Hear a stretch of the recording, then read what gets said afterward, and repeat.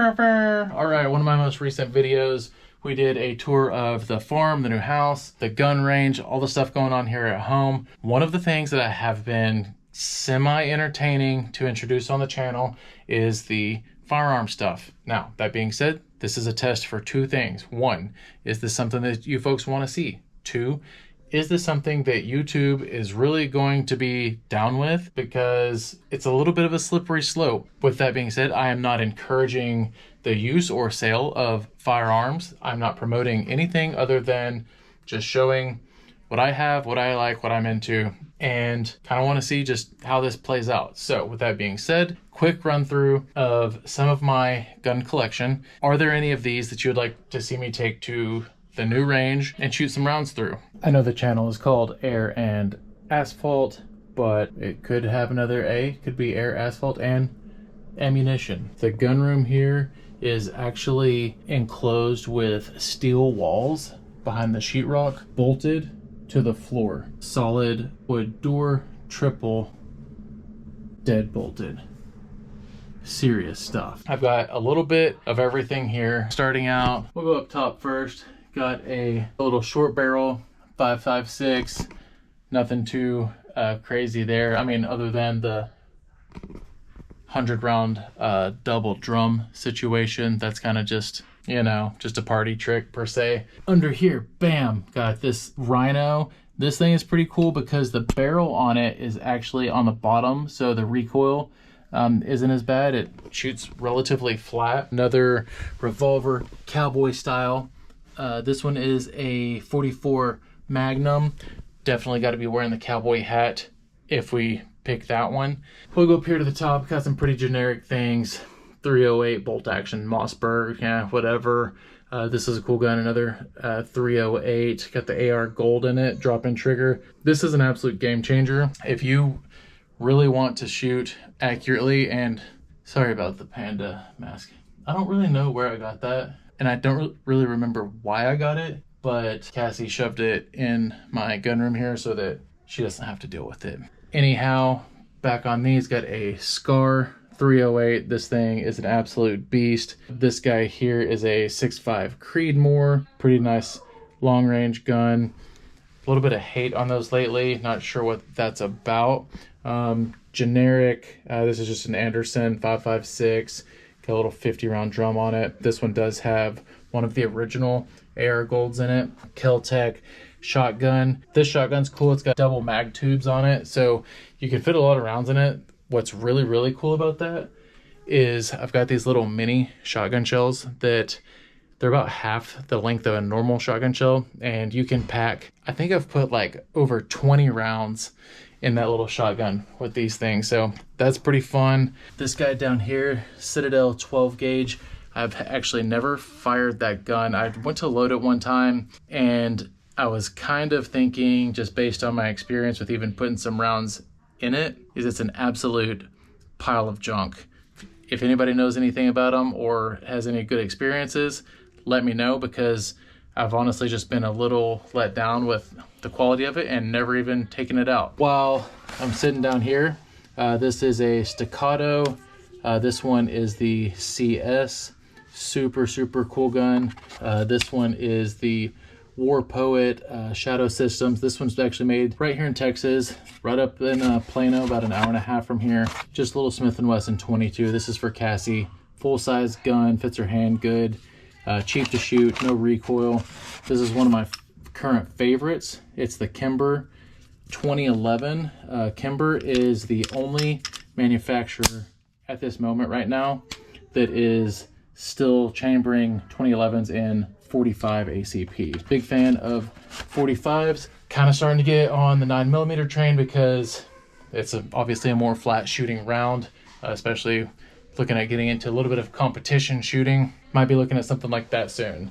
Got a custom built 22 that I put together about 15 years ago. Little shotgun with a drum, just why not? Smith & Wesson 500. That thing is an absolute tank. 50 cal. Putting it right up next to a 45-70 round. That is a lot of pistol right there. That's not exactly super fun to shoot. I usually shoot it like once every time I get it out, and that's literally just to show whoever is wanting to shoot it that it can be shot. But it's a lot of pistol for sure.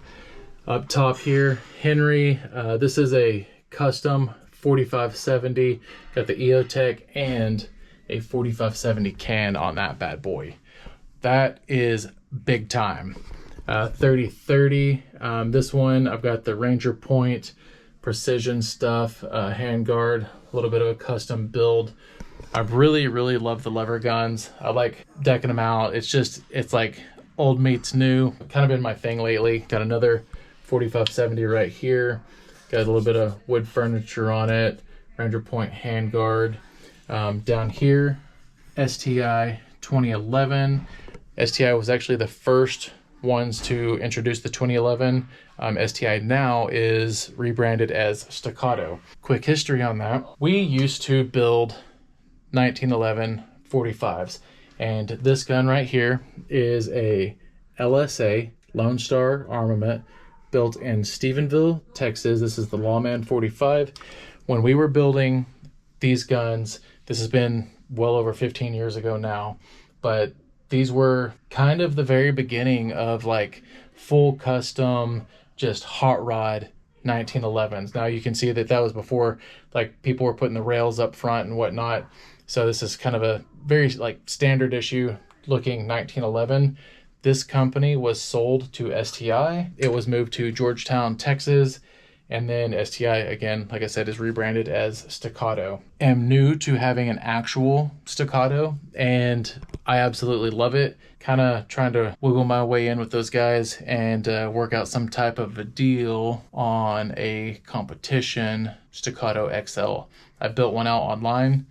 It was like well over $5,000. And yeah, Staccato, if you're listening, we can make this happen. Continuing on, this is the Jesse James Grandmaster.